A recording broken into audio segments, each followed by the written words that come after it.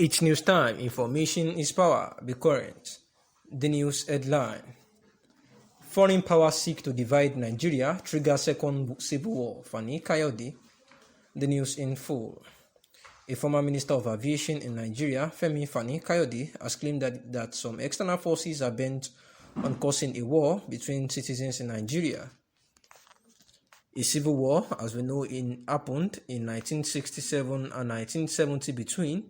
The war was between the government of Nigeria and the Republic of Biafra, a secessionist state which had declared its independence from the West African nation in 1967. During the 2.5 years of the war, there were about 100,000 overall military casualties, while between 500,000 and 2 million Biafran civilians died of starvation. FANI Kayode, FFK, has fondly called once against a repeat of the civil war in Nigeria. The day Nigerians appreciate the fact that there are foreign powers and forces that seek to divide us and spark off a second civil war in our country will be the day that they would have taken their first step to national redemption. May God help us, FANI Kayode wrote on his verified Twitter handle on Monday morning. Since officially moving from the All Progressive Party (APC) in September, the former PDP politician has been preaching unity and has obliterated his criticism of the Muhammadu Buhari's administration as known for. All elected governors, all elected politicians, all elected state assemblies in the southeast, which IPOB claim to be part of their fantasy kingdom, reject them completely. Kanu and IPOB have been at the forefront agitating for the breakup of Nigeria. He was, however, arrested in July 2021 in Kenya and was repatriated to Nigeria to continue his trial. And last week, the Nigerian government rearranged him before Justice Binta Nyako in Abuja,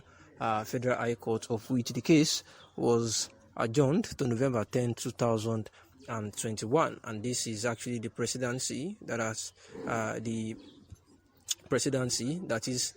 through their spokesperson Garba Shehu has disclosed that IPOB does not enjoy much support in the southeastern part of the country. And this is Shehu Garba reacting to the overseas declaration, their publication rather, that is the Economist magazine, that actually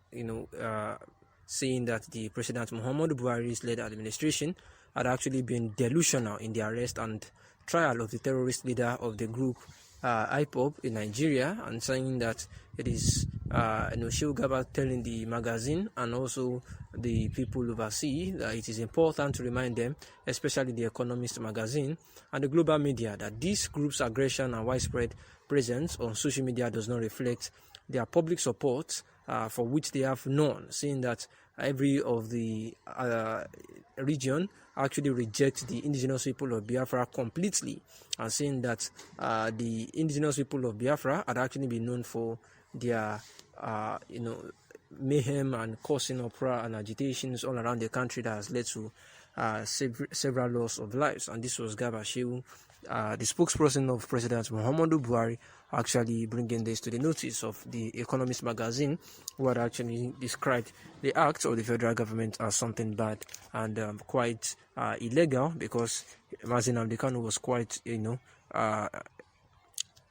repatriated from Kenya back to Nigeria, although the Kenya government has said that they know nothing about the repatriation, that is the extraordinary rendition of Mazi Nnamdi Kanu from Kenya back to Nigeria. President Muhammadu Buhari and the governors of the southeast states to take prompt action to forestall the massive bloodbath that may be unleashed should the federal government of Nigeria carry out the threat to take military action against those standing in the way of the Anambra State governorship election in less than 2 weeks away. Uriwa, the Human Rights Writers Association of Nigeria, in a statement signed by its national coordinator, Comrade Emmanuel Umubiku, and the National Media Affairs Director, Ms. Zainab, at the weekend, said it was worried by the fact that up till today, there are no signs that the political leaders of the Southeast, including the governors, national and state parliamentarians, traditional hierarchy and cultural leaders haven't activated dialogue's mechanism to mount effective pressure on President Muhammadu Buhari to opt for peaceful negotiations and stop the hardline and kinetic postures against members of the outlawed indigenous people of Biafra, IPOB. The Rights Writer Association lamented that the governors of the Southeast, rather than being resolute, had committed to finding lasting solutions in the uproar between the IPOB and the Buhari administration, finding and behaving like giraffes by hiding their heads in the sands whilst Igbo land is set ablaze. It regretted that the governors aren't bothered about possible conflicts that may mar the Anambra governorship election, but are deeply concerned about how to take political power by all means by winning the Anambra governorship seats by hook or crook. Therefore, the right group expressed consternation that since July, that the leadership of the IPOB was allegedly kidnapped by the Nigerian government from Kenya and brought back to Nigeria to continue its trial for an alleged treasonable felony for his role in the championing the campaign for self-determination in the southeast of Nigeria. The elected leaders of the southeast of Nigeria, that is the Igbo-speaking nationality, have yet to concretely convince the president to ban the IPOB and remove a ruinous tag of being a terrorist group slammed on the self-proclaimed unharmed IPOB.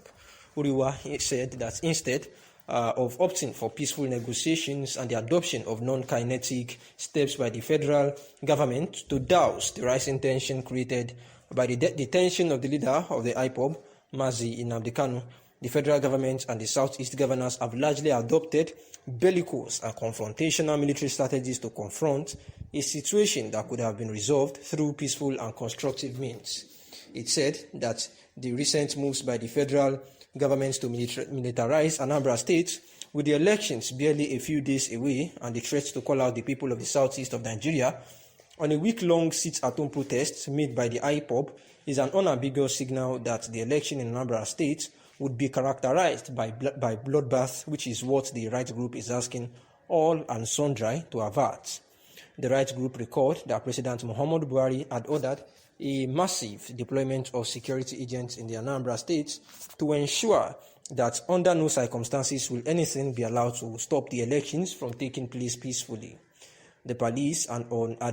October 14th announced that it would deploy 34,587 personnel to Anambra State to ensure peace during the poll, even as the Minister of Justice and Attorney General of the Federation, Abubakar Malami, had earlier hinted that the federal government was considering imposing a state of emergency in Anambra to ensure peaceful conduct of the poll.